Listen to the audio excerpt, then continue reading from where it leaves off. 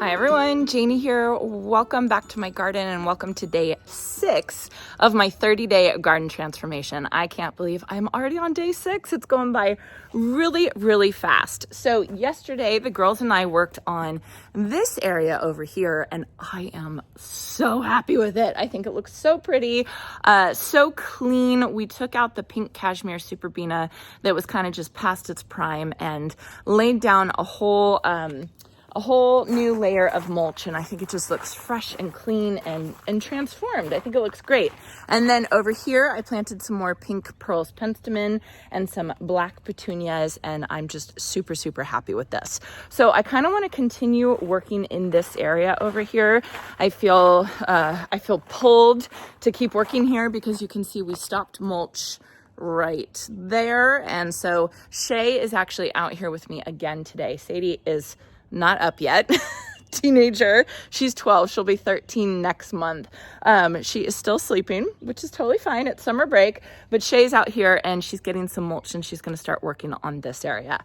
I think for my focused garden task, I am going to work on my metal arch that I have right here. I have my Eden climbing roses and they look so good. I had this arch and the Eden climbers over in my long border, but my long border is north facing, so it actually gets more shade, and I thought maybe the Eden climbers would be okay in more shade, and they just kind of sat there. And as soon as I transplanted them, they just kind of shot up, and they're doing so good over here. And so today you can see, like, especially this one is getting a little crazy. I got to start training them and tying them up to my metal arch. And I'm going to follow the wise words of Linda Knowles, the rosarian that I've gone and visited her garden a couple times. I'll link her video. I've actually done 2 videos at her house. One was a garden tour and another one was like a instructional kind of video of showing how to prune your climbing roses. And so I'll link both of those down in the description down below. But one of the things she says about climbing roses is that they like to be lashed. They like the stress of feeling the twine on them, and they actually respond really well to that. So that's what I'm planning to do with this today, is I'm just going to get a bunch of twine and I'm going to start training it up over my metal arch. Now, I get a lot of questions about this metal arch, about where I got it, and I just got it at my local garden center. There's actually a couple garden centers around here that carry these. Green Acres carries these, and then Cottage Gardens of Petaluma, they carry these. So what I would do is I would go look at your local garden centers to see if they have this welded wire, like rusted wire arches. This isn't something I think that you can buy online, but a lot of local garden centers have these. So anyway, that is my focus garden task for today. But of course, I'm not going to start with that. I'm going to get started with my daily routine. For my daily routine today, I started off, as always, with watering my dwindling plant stash, which is really exciting. And then I moved on to deadheading my iceberg roses over here. Shae is actually helping me out in the garden today, and she got started with mulching this area, which was such a big help. And it was really nice to have her there that I could just chat with her while we were gardening. For weeding today, I focused on the Bermuda grass that was coming up through this mahogany ajuga. I was just talking in yesterday's video how the Bermuda grass has been a lot better this year, but the bindweed has been a lot worse. But that's okay. I just got to stay on top of it. And then I actually left the volume up on this clip because the birds were going nuts. They were going absolutely crazy, and I love listening to them, and I love listening back on these videos that I took and just hearing the nature sounds. I'm just so happy with it. I love it. And for my fertilizing today, I decided to address my roses, my Eden climbers, because I was working on them today, training them. I thought I would fertilize them as well, and I am using my tried and true, the Van Winden Secret Rose Fertilizer Mix. I always fertilize my roses with this mix in March, and then a couple more times throughout the year.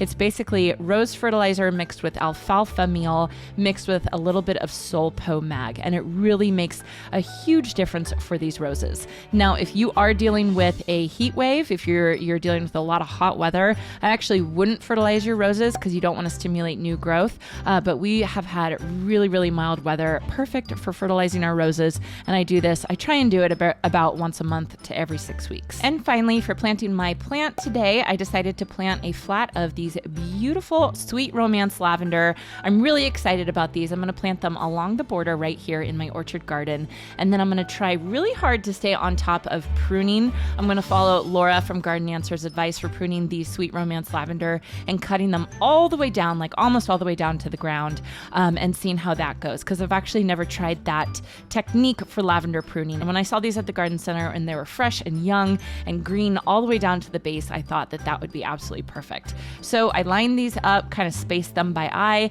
and then used my auger to plant them while Monty sat and watched. Okay, so my daily routine is all done. Watered, weeded, deadheaded, fertilized, and I planted a whole bunch of really beautiful Sweet Romance lavender. Today's daily routine actually didn't take me that long, I think because I mainly was working in one area up here. So I loaded up my wagon, my cart, and then brought it out here and got it all done right here, which is just a note that I need to make for myself, that maybe that's a lot smarter than maybe doing something way up here and then going all the way in the backyard and doing something and then coming back and maybe just working in one area at a time. I'm still trying to work this whole process out, but thus far I'm really liking it because this looks so good. Let me show you. So Shae has been a big help this morning, and she mulched all this area over here. I don't even think I showed you all this vinca that I planted. A couple weeks ago, I took out Sweet Alyssum. What was it? Snow Princess or Purple Night. I think it was Purple Night Sweet Alyssum. And I replaced it with this white vinca right here, which I think will be able to handle the heat in the summer a little bit better. And that Sweet Alyssum was gorgeous in fall and winter. And I think I will probably take these guys out and replace it with the Sweet Alyssum just because it looks so pretty. So anyway, those are planted. This behind here, this is actually a bougainvillea. This is another variegated Bambino bougainvillea. This is just the magenta looking one, and I don't know, it's kind of just sitting there right now. I don't really know what's going on. I have my orange one. Can you guys see it spilling out into the driveway over there? I have my orange one that just looks absolutely stunning, but this one is just kind of sitting there. So I want to see what happens to it. But anyway, this looks really, really good. I did weed in this area in the ajuga right here, and that looks a lot better. I did cut back my meteor shower verbena because it was looking a little lanky and not great. So I cut that back and mulched all throughout here. For deadheading today, I deadheaded my iceberg roses. That looks fantastic. I do need to fill up my bird bath and my bird feeders today. Fertilized with the Van Winden's Magic Mix. That Magic Mix, that stuff is like gold, you guys. I mean, I don't know if it's the alfalfa or the Soul Pomag. I don't know what it is, but that stuff is just so fantastic. And I've had so many of you tell me that you've started using it and you definitely notice a difference as well. So I would say go for it. Try that recipe for fertilizing your roses. It really makes a huge, huge difference. So anyway, I put those on my 2 Eden climbers over here. And then finally, over in this area, I planted the Sweet Romance lavender. And I have my border of lemon coral sedum right there. And then it stopped here because there was other annuals in this area that I ended up taking out. And it's just been this blank spot for a while. And I thought I would try the Sweet Romance lavender and see how it does in this space. I think it would look really pretty, and I like the blue foliage next to the chartreuse green of the lemon coral sedum. I thought that was really pretty. And then back here I have some baby pink pearls penstemon that's all going to grow in along with the Shasta daisies. So anyway, this I think looks really, really good. I'm very happy with it. And now I'm going to move on to my daily focus garden task, which is lashing up all of these guys. And one of the things that Linda taught me is something I'm doing wrong right here. I don't think I purposely did this. I think it just started growing through. You don't want to weave your roses, your climbing roses, through your arbors like this, because what happens is then on the stem they start rubbing and they get injured and then susceptible to disease, basically. So when you lash it, when you train it, you just want to kind of put it up there and then tie it with twine. She likes using twine. So that's what I'm going to do today is I'm just going to come here and I'm just going to kind of train. I'm just going to put it up against the lattice, the arch, and then tie it with twine and then just kind of let it keep growing. And I'm not going to do any big training until January when I actually prune and really focus on training this rose. For now, I'm just trying to keep it out of the way so that I can still walk through here.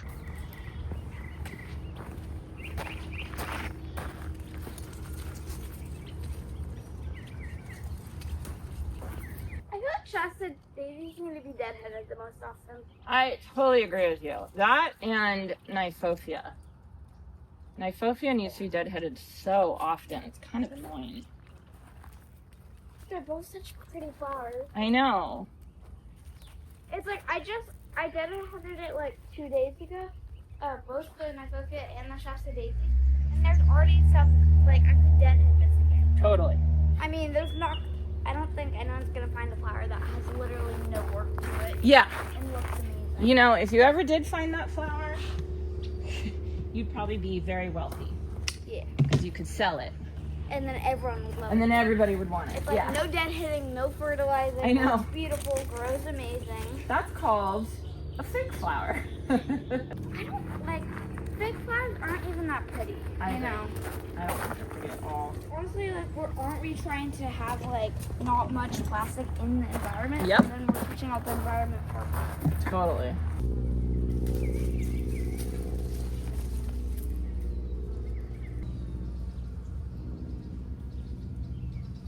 So don't go on top of that? No, just go around that.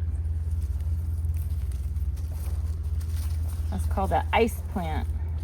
It's probably a what? Ice plant. Just so you know. So funny, this mulch looks so much better than the other mulch. I know. Well, that's how fresh mulch is, you know? It just looks so much better. I mean, we're probably gonna have to remulch in like a couple years, maybe. Well, I read that you're supposed to mulch twice a year. Oh wow, that's Every 6 months. Can you believe that? I mean, if you want, I can mulch a lot for you. That would be amazing. Don't say that if you don't mean it. I do mean it. It is so much better than deadheading. What? Yeah.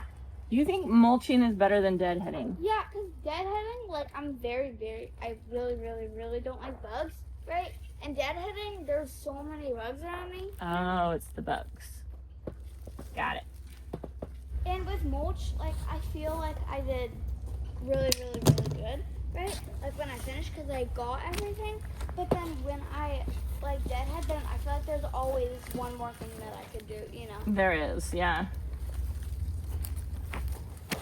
And it's like, then I don't feel like I actually did, like, You don't feel as stuff, accomplished? Yeah. Hey, you know what? If you like mulching, It's like right after this, I'm gonna feel accomplished because then I mulched a whole area, you know, and that's pretty good, you know. yeah.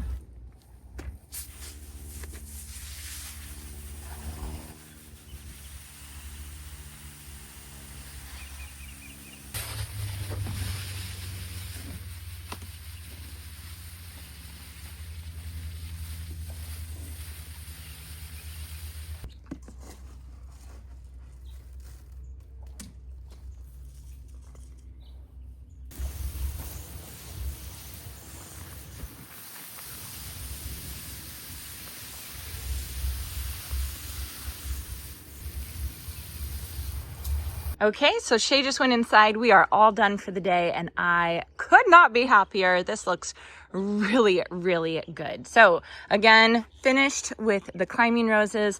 This one is a little shrubby down on the bottom. I might have to kind of trim that up, but I didn't want to because I have one rose coming. Oh, so pretty. So I'll just leave that for now. But this one looks really good and it's starting to train up and over the arch, which is exactly what I want.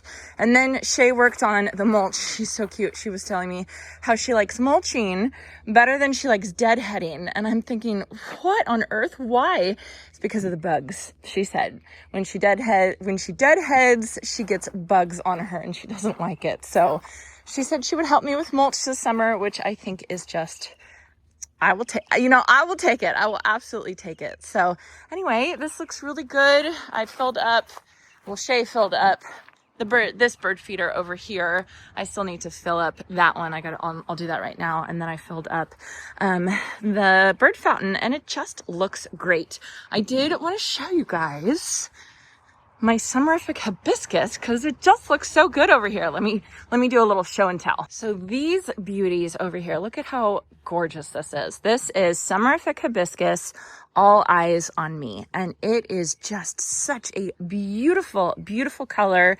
It's this blush pink, and then the center eye is this dark red color, and oh my gosh, I just think it is so pretty. And these are so interesting because these blooms really only last one day, and then they die, they fade, and they drop. But if you look at this little bunch, there's more. Like, here's tomorrow's bloom, and probably here's the next day's bloom, and then they just keep blooming at this time of year, and it is just such a fun time of year to see these beautiful, beautiful plants. So I'm just really enjoying these right now. I think that they look absolutely gorgeous.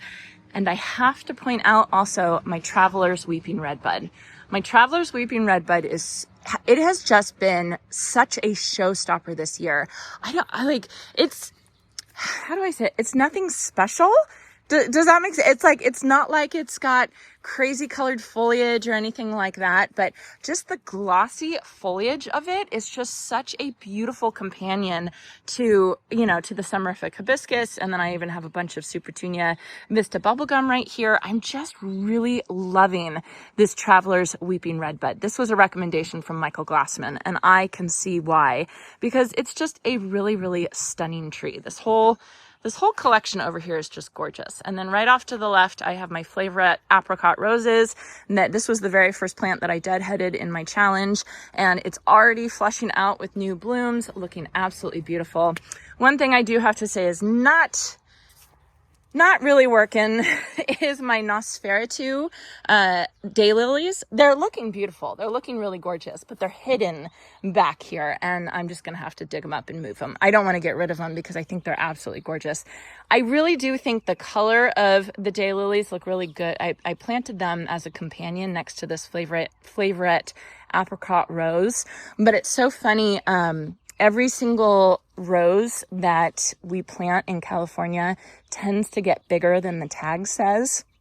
And I have to remember that. I have to keep reminding myself that, because these are, this is probably 5 feet tall at this point, right? And so it's completely blocking out the Nosferatu daylilies back here, as is the summerific. So that was just a planting mistake. That's no big deal. You can always dig up a plant and move it. So I will definitely be moving those. Maybe I can make that one of my focus garden tasks.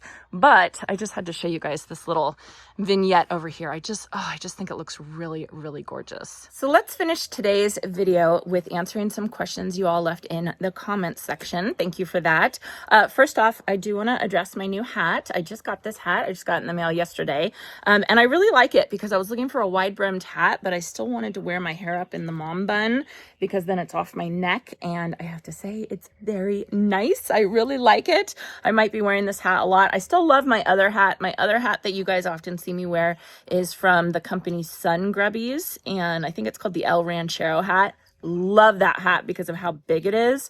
But I really like this one. This one is from a company called Hemlock, and you all probably know Hemlock hats. You see them a lot. Like, they're very, very popular. They're classic hat, and this is just another version that they sell. Again, I was just looking for one of these like visor hats so I could wear my hair up, and I very much enjoy it. I don't have a like full review on it because I've just worn it one day, but so far I'm pretty happy with it. So anyway, let's get to the questions. I had 2 questions regarding water soluble fertilizer, and I wanted to answer those. So water soluble fertilizer is we put it in a hose end sprayer, and the hose end sprayer happens to be Miracle Grow brand hose end sprayer. There's a reason why we like that one. And Jason and I fertilize our annuals, our intensely blooming annuals, our annuals that bloom all season long. We fertilize those once a week with Proven Winners water soluble fertilizer. And that works really, really well for us. So A. Beering asks, using the Proven Winners water-soluble fertilizer, do you just dump one bag into the Miracle Grow bottle to use? I haven't used it yet, but need to. And yes, I get this question all the time. Michael Glassman asked me this question. My mom asked me this question. Yes, all you do is you take your Proven Winners water-soluble fertilizer and you dump it in the container for the hose end sprayer. The reason why Jason and I like using that hose end sprayer from Miracle Grow is because the ratio that it dilutes it to automatically, you don't even have to set it, it automatically dilutes it to 1 tablespoon of powder to 1 gallon of water. And that's the dilution rate for Proven Winners water-soluble fertilizer. So it makes it really, really easy. So you don't have to worry about how much is in there. You don't have to measure. You don't have to do anything. You just have to fill up that container with powder and then just start fertilizing. And it dilutes it to the correct ratio that you want to fertilize your plants with. All you want to do is you just keep using it, and then once you see that all the powder is gone out of that reservoir and the water starts to kind of dilute a little bit, you just want to refill it. You want to add more powder into it. So very, very easy, very simple. And that's why we like using the Miracle Grow one. You know what I mean? The only reason why I don't like using it is because I have to keep saying, we're not using Miracle Grow. We're using Proven Winners water-soluble fertilizer. And I'm not anti-Miracle Grow. I think I think it's fine. I just have always used the Proven Winners one because I work for them. And so it just makes it way easier for me. We've used the other hose end sprayers where you have to set the dilution ratio and all this type of stuff. And we just keep going back to the Miracle Grow one. The other question I wanted to answer was from MSK, and he or she says, "Hi Janie, another solid task video. For annuals, do you change strength or fertilizer frequency during a heat wave?" And this question is going to be not everyone's going to agree with me, right? But I'll just tell you my opinion. And then I'll also say that there's no right answer in gardening. And so you just kind of have to decide what is best for your garden. So technically, during a heat wave, you want to stop fertilizing because the idea is you want the plant to focus on surviving during the heat wave and not focus on putting all its energy into blooms. So during a heat wave, I will not fertilize roses. I will not fertilize any perennials. I will not fertilize any shrubs because I don't want any of these plants growing and producing new growth and putting their energy into producing new growth. And then it's just going to get scorched by the heat and die, and the plant's going to get stressed and all that type of stuff. So that's also the same recommendation usually for annuals. However, I use Proven Winners annuals in my garden, and Proven Winners annuals are intense bloomers. They have been bred to just bloom and bloom and bloom even during the heat. And so my opinion is if a plant is going to, no matter what, is going to keep blooming, I want to make sure that I feed that and give it the energy it needs so it doesn't get stressed out.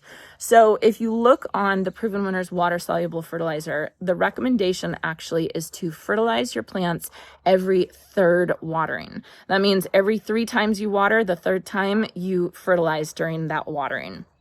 We obviously don't do that because here in California, we water every day, if not twice a day on really hot days. And so that would mean basically we're fertilizing every day to every other day, which is, to me, that's just too much. It's just too much. I think my garden would look a lot prettier if I fertilized every 3rd watering. But I just can't justify it. I just can't justify it. But if you take that idea of Proven Winners recommending every 3rd watering to fertilize their plants, their branded plants, that means during a heat wave that you're going to water more, you're technically going to want to fertilize more because their plants are going to automatically push blooms no matter what, if you fertilize them or not. And if they push blooms and you're not fertilizing them, then they're going to get chlorotic, they're going to get stressed. And I think the heat is going to make them a little bit more stressed. So that's my answer to that, is if you have Proven Winners annuals, I would say, yes, technically you should increase the amount that you fertilize to every 3rd watering. I still only water every once a week, so I don't even follow my own advice because I just don't have enough time for that. But the correct, like the PC answer to that question is you actually want to decrease the amount that you fertilize during a heat wave if you use regular plants that can stop blooming during the heat, right? That actually have the ability to stop blooming during the heat, and you don't actually want them to bloom, or you don't want them to push new growth. So hopefully that makes sense to you who asked that question, and to those of you who have that same question. I would say during a heat wave, you're really just trying to make it through. And I know a lot of you are dealing with a heat wave right now. So I totally feel you on that. You're just trying to limp your garden through. Don't prune off the scorched leaves. Don't prune off anything. All you need to focus on is watering those plants and limping them through, and limping yourself through the heat wave as well. So anyway, hopefully that helped. Leave your opinion in the comment section down below. I am totally open to your opinion. Again, there's no right answer in gardening because everybody's garden is just a little bit different. So that's it for day 6 of my 30-day garden transformation. I cannot believe it's been a week tomorrow. I can't believe it. It's just going by so fast. I hope you all enjoyed this, and I hope you all have a chance to get in your garden today.